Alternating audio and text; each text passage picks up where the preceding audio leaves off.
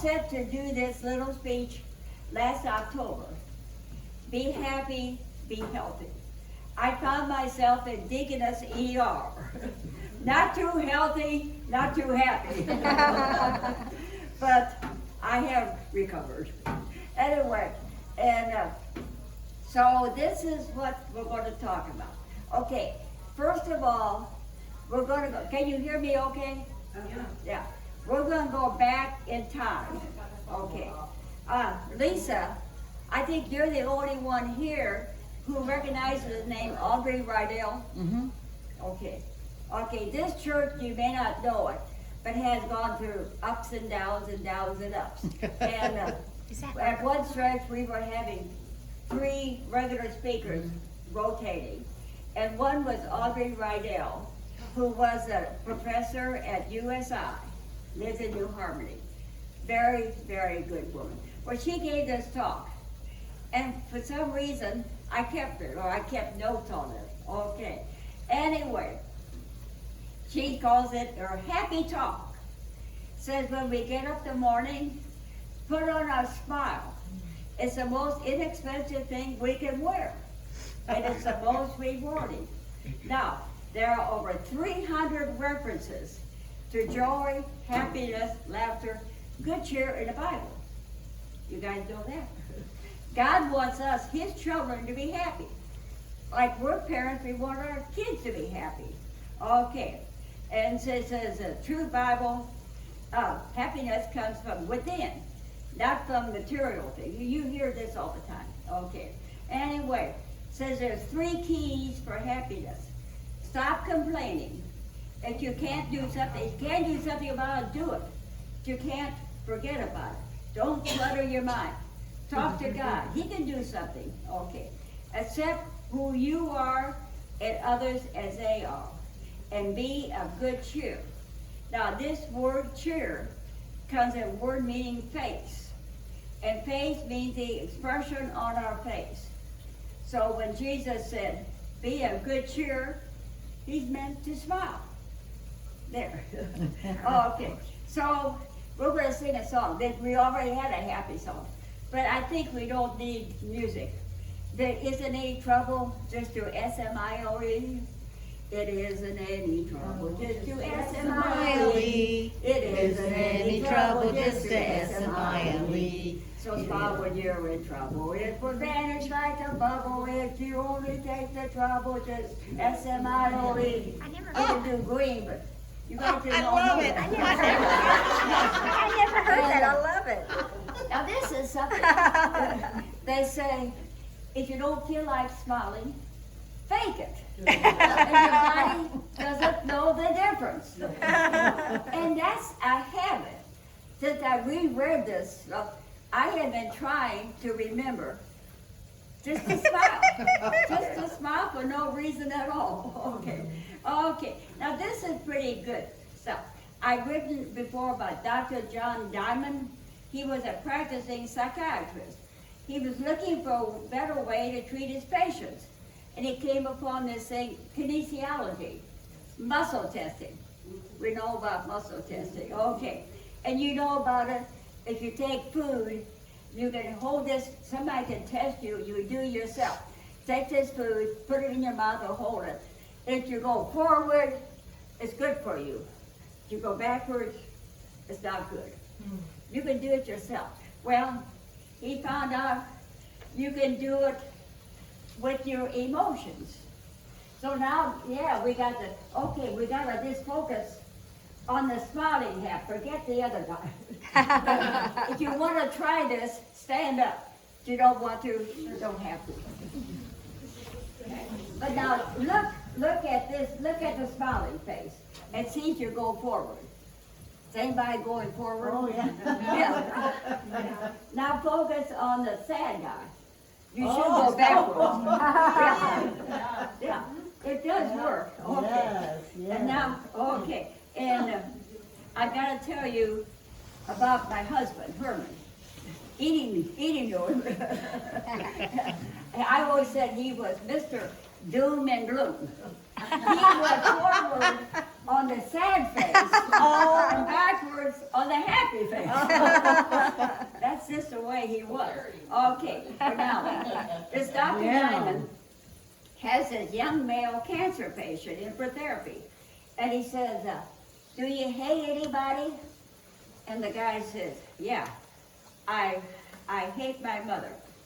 He never hated, okay. And he said, yeah, he detested his mother. And Dr. Diamond says, you're not going to get well until you get that out of your system. Guy says, I'd rather die than give up hating her.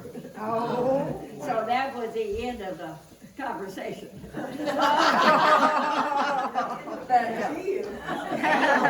Okay. When we have these negative thoughts, it weakens our thymus, and we can tap our thymus, and that brings our energy, happiness back. Okay. Anyway, okay.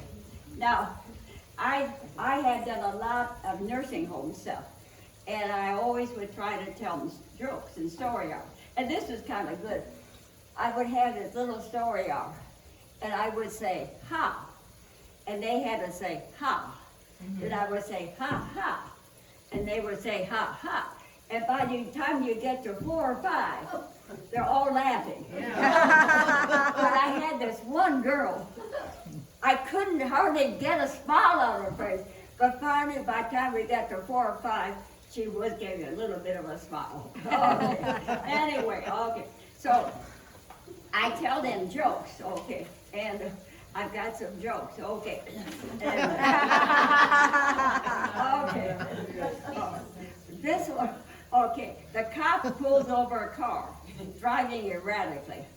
In it is a priest, and the cop can smell alcohol in his vest, and sees an empty wine bottle on the passenger seat. He asks if he's been drinking. Oh no, officer, only water. Cop tells him, I smell alcohol. He said, how can you explain the empty wine bottle?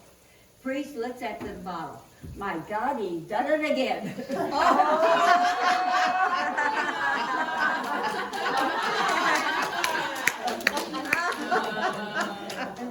This was cute too. That was cute. Okay. A cat goes up to heaven. Says he wants just to look around. St. Peter says, good, go ahead, you know. And pretty soon a couple mice come up. And we just want to look around. Go ahead and enjoy yourself. Well, the mice come back. Oh, St. Peter, this place is so big and we are so small. Is there something you could give us to ride or do something? Oh, I've got some roller skates. So he gives the mice the roller skates and they take off. Pretty soon the cat comes back.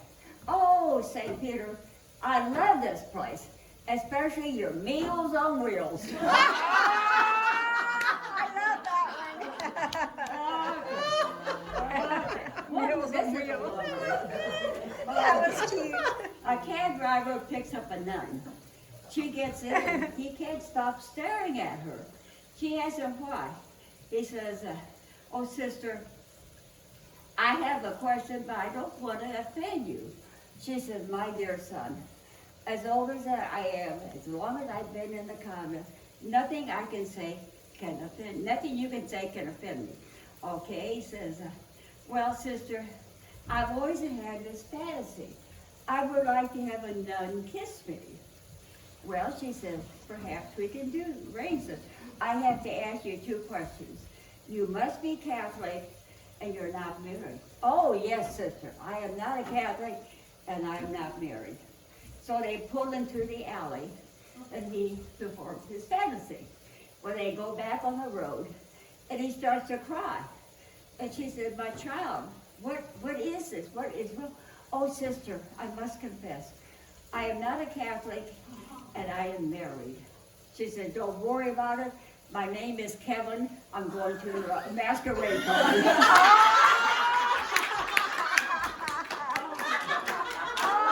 was funny. I like that one. Okay, so now I gotta tell you this. We're gonna take a trip through a cemetery.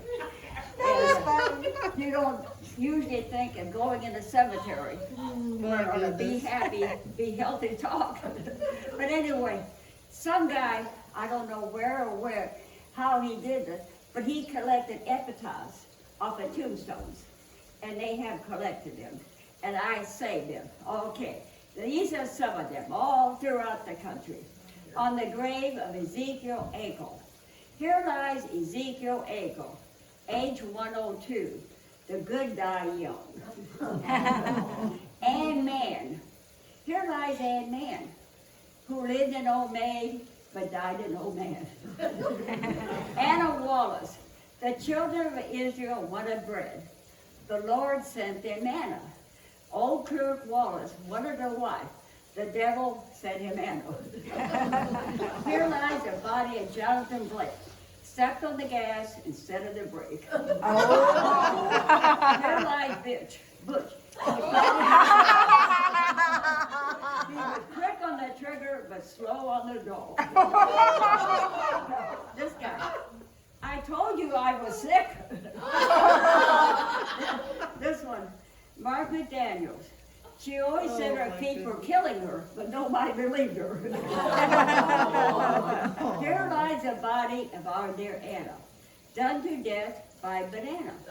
It wasn't the fruit that laid her low, the skin of the thing that made her go. Okay, here lies Jonathan Yeast. Pardon me for not rising. And Sir John Strange. Here lies an honest lawyer, and that is strange. Okay. Well, now we have this back in the 60s. And most of this stuff of mine is dated. Okay. There was a TV program, 10-step formula for happiness in this town in England.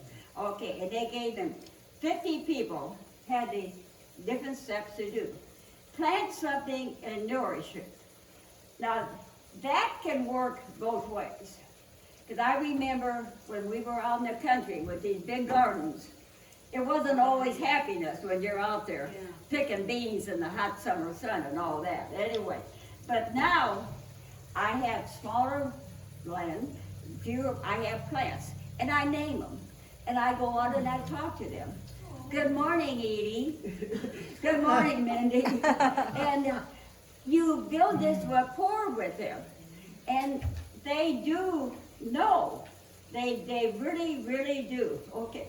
Anyway, so they did this experiment. This guy, he has a name, Clyde Baxter, put up a lie detector. He used to work for the CIA and the cops.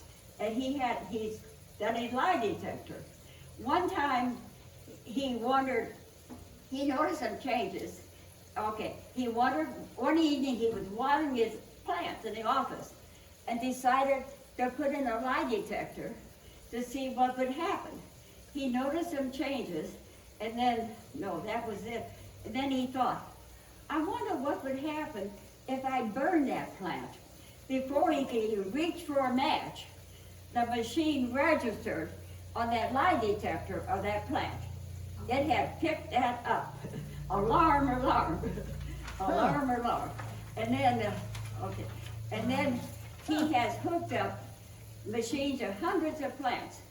And they are aware of what they're doing.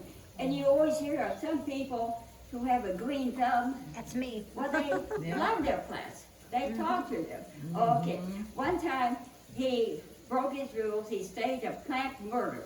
He gave a piece of paper to 6 people. One was told to murder a plant.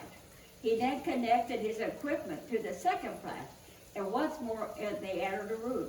The surviving plant only reacted when these people come in one by one.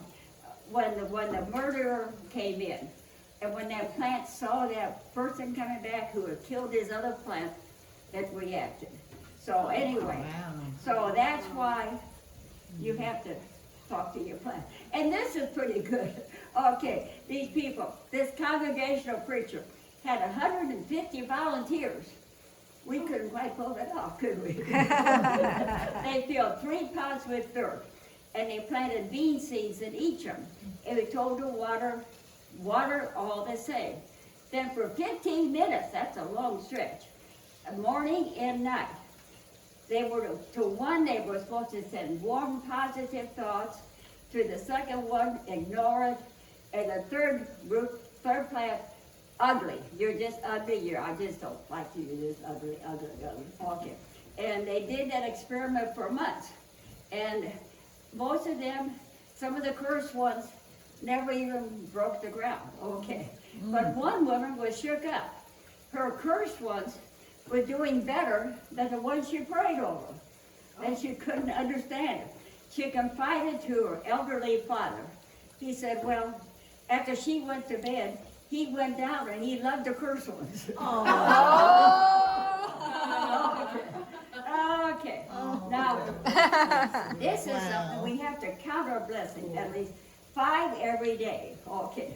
And do this before you go to sleep at night. Okay.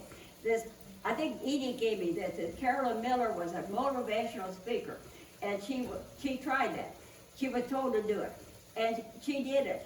She told her 3 good things that happened to her that day, and she tried to analyze them, and she said it did make her happy.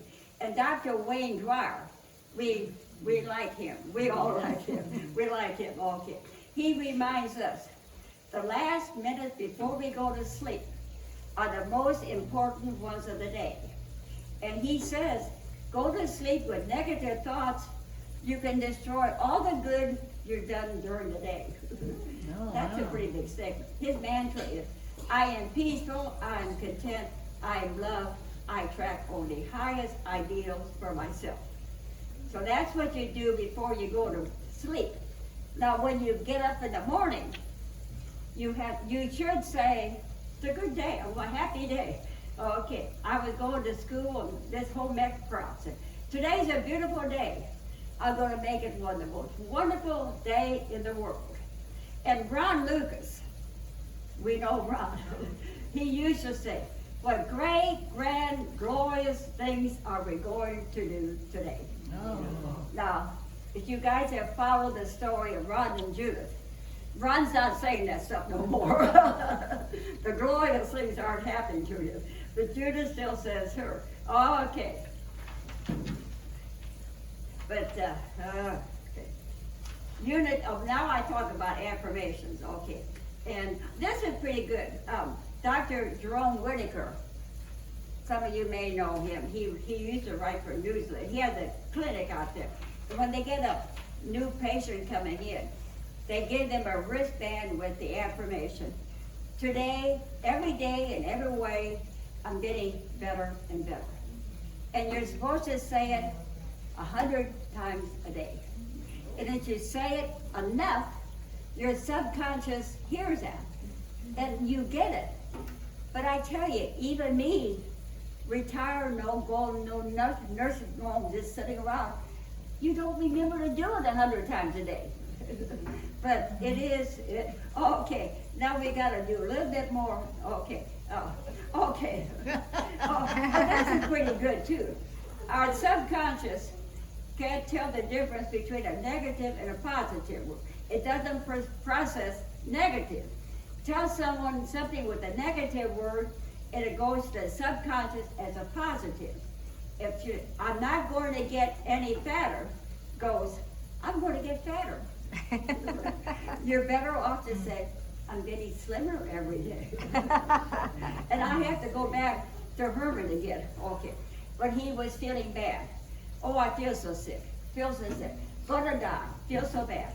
And I told him his cells would be shutting down. And they do. You say that, your cells start to shut down. I said, you gotta say, I'm getting better. I'm getting better. And he said, my cells would know I was lying to him. So this is what I was having. This is what I had.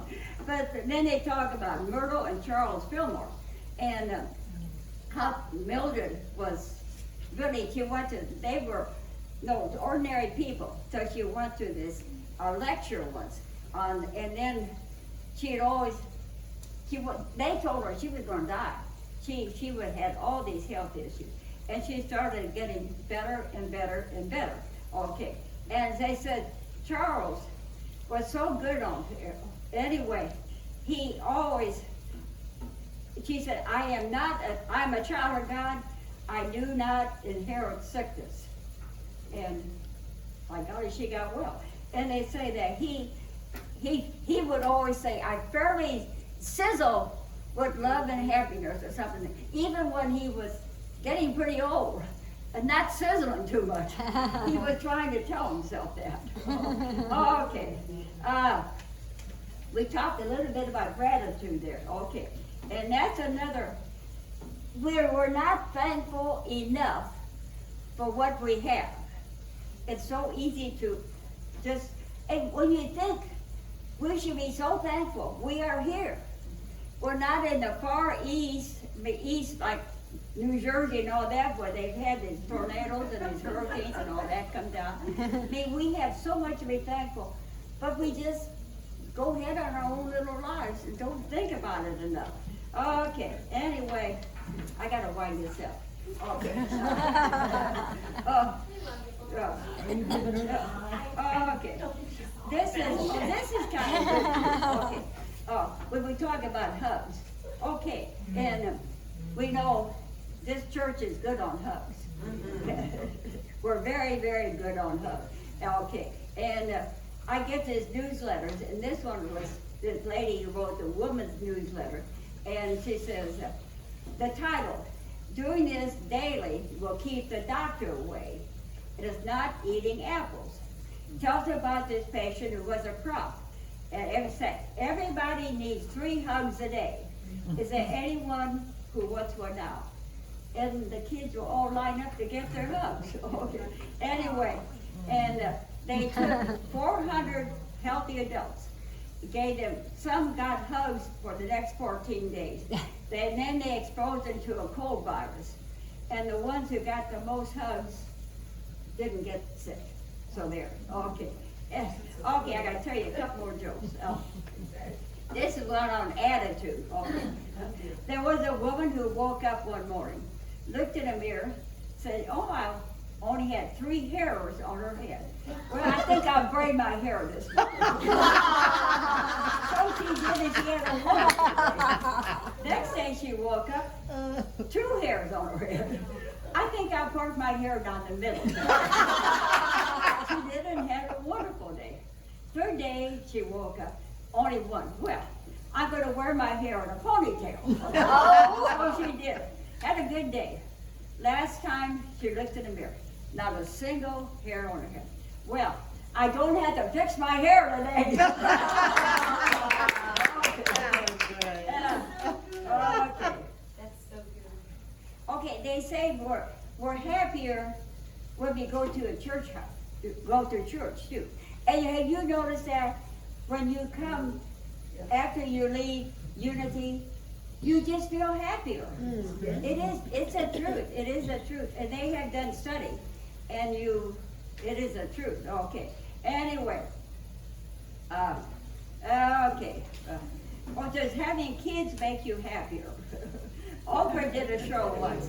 It says having kids can make you happier, or there are some times when they don't. And I think everybody will agree to that. Okay. But I know, as I have gotten older and not quite so tough as I thought I was, I need my kids. My kids have made me a lot happier. I would be in a hard place without them. Okay, and we'll end up with sports. Okay, some of you know I rather follow the Cubs. I think if you're a Cubby, That's right. you're happier than if you're a Cardinal. Especially now. You know what those Cardinals did? Okay, those Cardinals with all the baseball was really starting late. They have to play 60 games, and it's all mixed up. Anyway, and so because of the virus. Well, those Cardinals, some of them, first Dad told me they went to the casino, then they go to the bar, and they ended up with 9, I think, with the virus. Oh, okay. And then they were getting better, and then they were, now they got it again. And they said, my Cubs are following the rules. But another thing on sports, I don't know if they always make you happy, because if you're watching a game and you want to win so bad and you're losing, you're not happy. But there again with the grandkids, when Larry was playing football for Mater Dei, and they come running out on the field, you're happy. And when granddaughter Casey was playing basketball for Mater Dei, and they won state, you're really happy. And when the Cubs won the World Series, you can't beat that. Okay, I get your happy.